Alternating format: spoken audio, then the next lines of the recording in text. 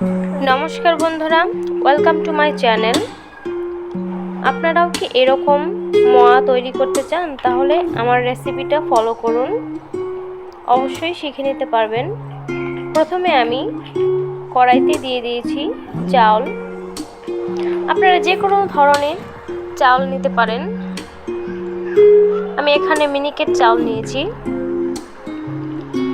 এই চাল আমি ভেজে নিচ্ছি।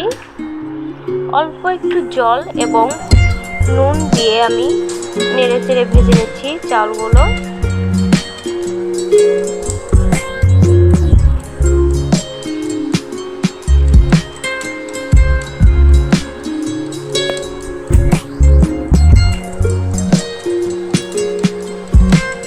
চালগুলো ভাজা হয়ে গেলে আমি নামিয়ে নিয়েছি। এখন আমি কড়াইতে দিয়ে দিয়েছি আখে গুড় এবং জল। এখন আমি এগুলো নেড়ে চেড়ে ভালোভাবে জাল করে নেব।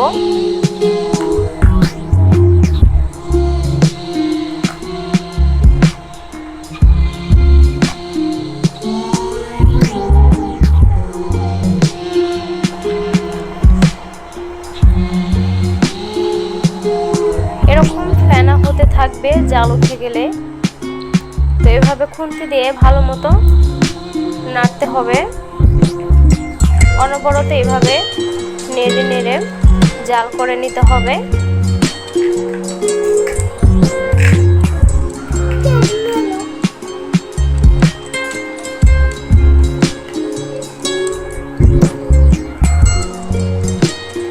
দেখতেই পাচ্ছেন আমি কিভাবে অনবরত নাড়তে থাকছি। আপনারাও এভাবে নেড়ে নেবেন যাতে লেগে না যায়।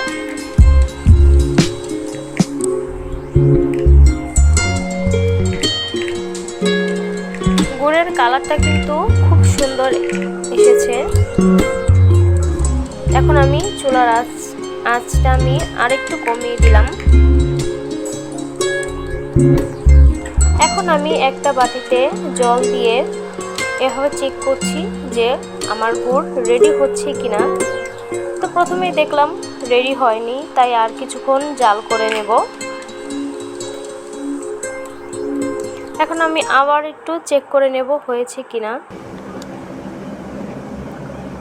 এই তো দেখতেই পাচ্ছেন আমার গুড় রেডি হয়ে গেছে।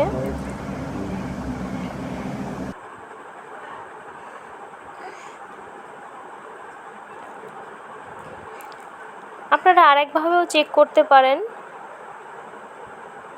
এভাবে চেক করতে পারেন।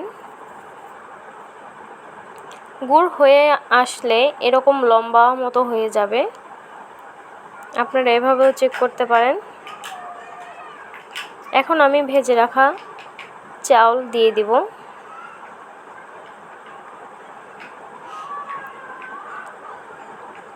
এভাবে নেড়ে চেড়ে আমি গুড়ের সাথে চাউল মিশিয়ে নেব। এখানে আমি অল্প কিছু মুড়ি দিয়ে দিয়েছি। এখন নামিয়ে নিয়ে আমি এভাবে হাত দিয়ে মোয়ার শেপ দিয়ে দেব। এটা অনেক গরম, হাতে তেল মাখিয়ে নিতে হয়।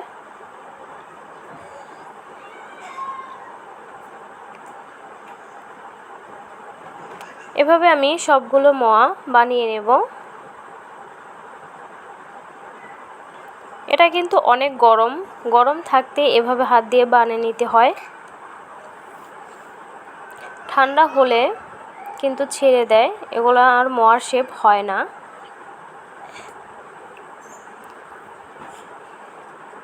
বাচ্চা এবং বড়দের সবার পছন্দের এই মোয়া। এভাবে আমি অফ ক্যামেরায় সবগুলো বানিয়ে নিয়েছি।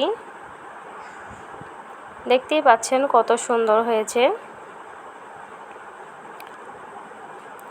ভিডিওটি ভালো লাগলে অবশ্যই লাইক এবং সাবস্ক্রাইব করে দেবেন।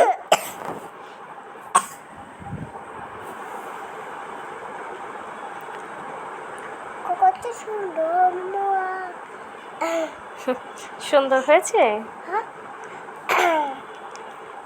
এটা খেলে ভালোই তো। ভালোই তো। দেখতেই পাচ্ছেন আমার হাত পুরো লাল হয়ে গেছে এটা বানাতে।